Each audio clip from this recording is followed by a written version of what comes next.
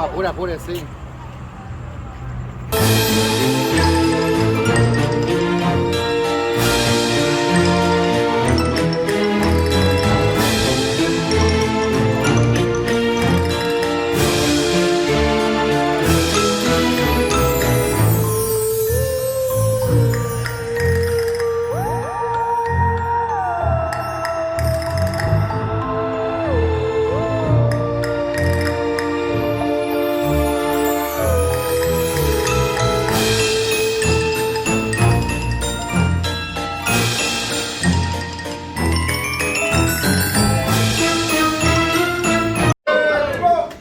Well, I want to first say thank you for coming out tonight.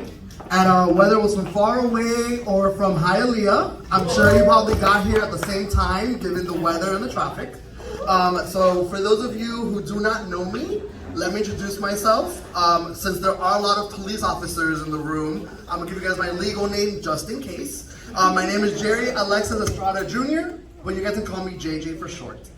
I am my dad's oldest son, from what we know. And I want to take a moment to shout out my brother Nelson, his wife Karina, my sister Natalia, her husband Brandon, and my gorgeous husband Adrian. Hey, and together we are known as the Estrada clan. And not only are we helping bring down the average age of this party today, on behalf of the Estrada kids, it really means a lot for us, for you guys to all be here. And for you all to have shown up at 7:30, because I'm sure you were told 7:30. We appreciate you guys all coming. As someone who plans events for a living, when my dad asked me to say a few words, I instantly started thinking of the outline for my speech. And I made sure that to get all my emotions out so I don't cry in front of you, I started working on my speech at 5:30 tonight as my husband was walking in from work. So the tears should be out, but if they come out, we'll have a shot at the bar once they reopen after the ceremony. So it's not every day that you get an opportunity to speak about your hero to an audience that loves your hero. With just the short time I have been here, I have heard countless times people telling me, your dad is amazing, he's the best guy. I would have gotten a lot more of those if more of you would have shown up at 7:30. So you see, my dad is actually outstanding. He is a phenomenal father, amazing grandfather, dedicated family. Most of all, he is the proudest when he wears his BSO badge. I have so many stories I can share with you, but I promise to keep this short because my dad knows when they give this microphone, y'all, we get crazy. But I do want to share with you all a few tidbits of how I am. I'm so honored to have my hero here tonight. For those of you who don't know, my dad had a family, a successful business, was coaching baseball, and he was part of our school PTA. When one day to tell us and call a family meeting and said that he wanted to enroll in the police academy because his dream was always to put his criminology degree to use. His first love has always been, but as my dad exemplifies every day, life may throw you curveballs, but if you keep your eye on that ball, you're sure to make a hit. I made a reference to baseball, so you know, there's that. Lawyer wasn't a title that he was going to obtain. Sure sounded nice. He would drive to Lake Worth from Miami Lakes, which for those of you who aren't from here, it takes about an hour and a half, each way to go to the academy. Upon graduating, he was first in his class. Scored the highest in all of his exams, both written, verbal, and of course physical. No easy feat while also owning a business and having 3 kids who we were all in elementary school. I remember the day that he got the job with BSO. We were so excited. The first day he brought home the police car, my siblings and I ran outside and he turned that corner with the sirens blasting in true Hialeah fashion. And we absolutely loved it. Little did I know that every day from there on out that I lived at home, I would be looking at that corner of our block to see his car make it back home. And I would say, thank God. Throughout his tenure at BSO, he had a lot of scary encounters. Some that I remember more than others, some concussions, some guys hitting him with a brick, some funny people smelling, all the craziness you can endure for being a police officer. But every day, I would remember him polishing his boots, ironing his shirt. We would help him pin his lapels and his badge, and he ever so patiently and calmly cleaned his gun on Sundays. And he would put on that bulletproof vest, and off he would go. For me, it was seeing my hero transform into his superhero outfit, knowing that he was doing this not only for my family to have a better future, but to actually make a change in our community. In high school, our friends would spend all of their time at our house because their parents were safe, because it was JJ's house, because my mom and dad were those parents that made other Hispanics feel comfortable leaving their kids not only come over, but actually sleep over. From talking to us at dinner, whether it be about drugs or what jail was like, or even asking us what our dreams were and how we could accomplish them, my dad is perfect. In 2014, I was only 13 and in 8th grade. My hero would meet his kryptonite that year. My dad was diagnosed with stage 4 non-Hodgkin's lymphoma, and our world's upside down. I will never be able to erase the memory of my family sitting at our round table in the kitchen when he told us the news.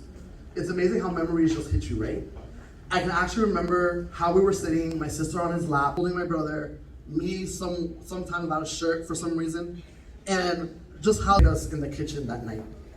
However, my dad instilled in us that when you do good things happen to you. And my dad is definitely one of those good things.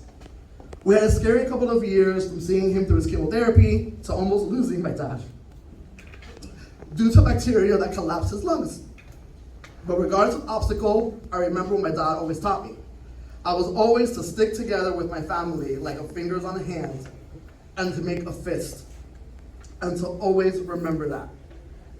However, I would always make sure to take care of my brother and sister, from me making lunches, to even trying to help my mom, to of course going and seeing him through this before iPhones, a little camera phone that we would. Thanks to whatever higher power you may believe these days, for me it's Olofin, God, Orishas, the universe, my dad became the first person in over a decade to leave ICU oncology at University of Miami. Till this day, his doctors still have no medical explanation for how he's, yet alone how he still is cancer-free. But I do, because when you do good things happen to you. Today, we have the opportunity to celebrate all the good that my dad has accomplished, and not only his career as deputy sheriff with BSO for 24 years, but what he's done as a father, husband, son, and friend for the 63 that he's been here with us. When you work hard, you should always party harder. Right, Dad? Yes, sir. And tonight, I plan to do just that. I plan to party and celebrate with the man that will forever have my heart, who has made me the man I am today, and who I call every day, or just to say hi, simply because I will forever be grateful that I can still have the opportunity to do so. Dad, I promise I'll keep it short, but just know I will never have enough time to say how much I love you and how fortunate and proud I am to be your son. Thank you, son. Until the day I depart from this earth, I will always look forward to meeting you for lunch, trying to move meetings around, and maybe even bring you on a cruise, all to just get to celebrate an extra day of life with you. Bobby, may this next chapter bring you all the good things you deserve, are the greatest to ever do it. I love you.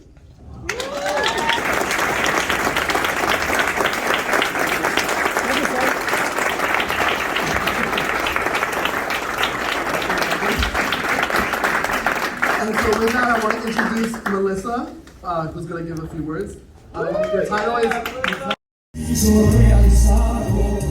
Y ahora todo mi anhelo es verte a ti, mas si acaso el destino nos separa y un corazón cambiado de sentir el castillo de amor que me han mandado me servirá de albergue para morir.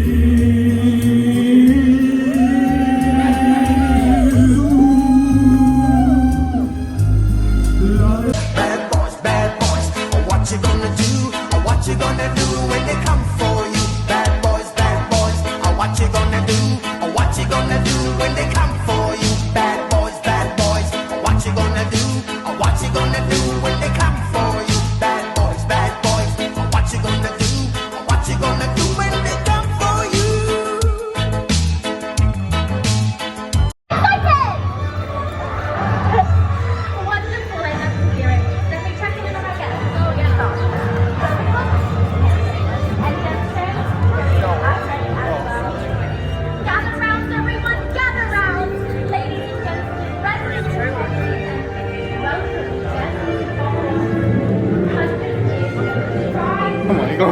dinosaurios. ¿Te va a comer un dinosaurio?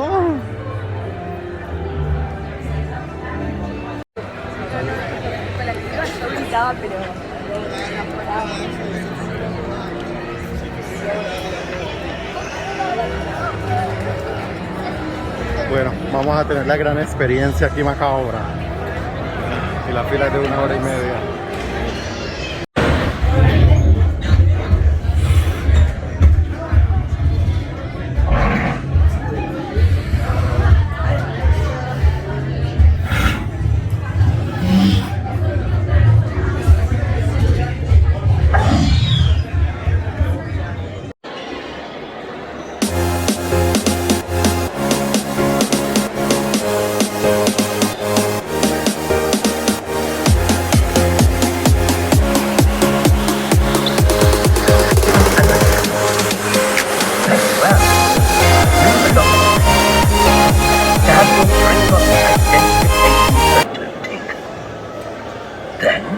Proceed to the large office at the end of the corridor, where an assistant will prepare you for your first visit to the vault.